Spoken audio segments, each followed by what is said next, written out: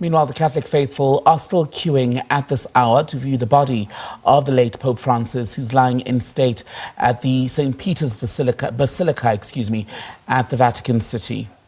And of course, this morning, the coffin containing the body of the late Pontiff there being transferred from the chapel of Santa Marta to the St. Peter's Basilica. And upon arrival at the St. Peter, the church Camerlengo, that's Cardinal Joseph Farrell, presided over the liturgy of the word, and also the public visit to the Pope's body started afterwards. So these are the people who've managed now, after queuing for hours in some cases, to get inside the St. Peter's Basilica to see the body of the Pope as it lies in state. And by the way, if you're wondering why we have spent so much time covering this story, some context: when you look at the Roman Catholic Church, there are about 1.3 billion Catholics globally.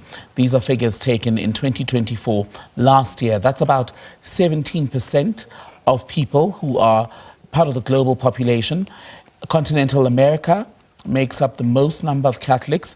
That's about 666 million, or 64%. In Europe, they've got about 285 million Catholics. Here in Africa, where you and I are, there are about 272 million people who follow the Catholic faith. It's about 20% of the continent's 1.4 billion people. And that is why, even though the Pope led one church, this is a story of global significance and is being monitored by people right across the world.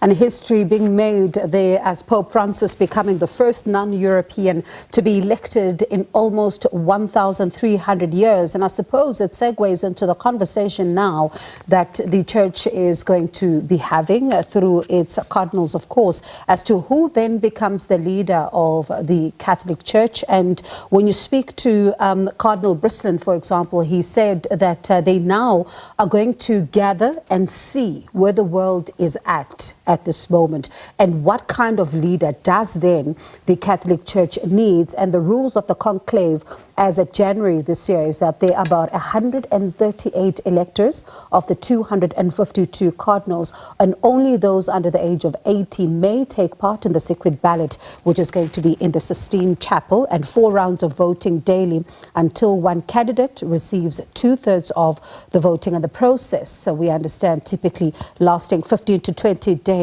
Of course, as some people now wonder as to what happens next. And speaking of what's going to happen next, the funeral for Pope Francis will take place on Saturday, as you can imagine, with the heads of various other members, senior members of the church, going to attend, and world leaders going to be there. Security will understandably be quite tight. It'll happen in front of the Basilica in St. Peter's Square at the Vatican. The Dean of the College of Cardinals, that's Cardinal Giovanni Battista Re, will lead that service, which will start at 10 a.m. The coffin carrying the Pope will be brought inside St. Peter's Basilica for the conclusion of the service. The Pope will then be buried at the Basilica of Santa Maria Maggiore in Rome, in a very toned down ceremony compared to the burials of previous popes, as per his wishes. And you see people there still gathered outside St. Peter's Basilica, waiting for their chance to see Pope Francis one last time as night falls over Vatican City. And they will have, of course, until Friday evening to be able to be given an opportunity to do this. And when you look at the church and some of what would have changed over time is that under previous rules, for example, the conclave could not start until 20 days of the Pope's either retirement or the passing. But Pope Benedict changing the rules of the conclave so that the cardinals can move up the start date if all of them do agree that this can be done. And of course, in 2013, there the conclave attended by some 115 cardinals from about 50 countries. This includes 11 from the US, and cardinals at the time of voting for their preferred candidates in the paper ballot. And these votes were then counted by the scrutineers, and each ballot reviewed 3 times, and also then being placed in a receptacle. So one wonders then as to how the process is going to be done going forward, given some of the, the ceremonies that he then would have called for them to be watered down and not to have too much pomp and ceremony. And just before we move on, looking at words that Pope Francis, in fact, wrote in a contribution to a book about old age written by the Italian Cardinal Angelo Scola, where he said this: "Death is not the end of everything, but the beginning of something.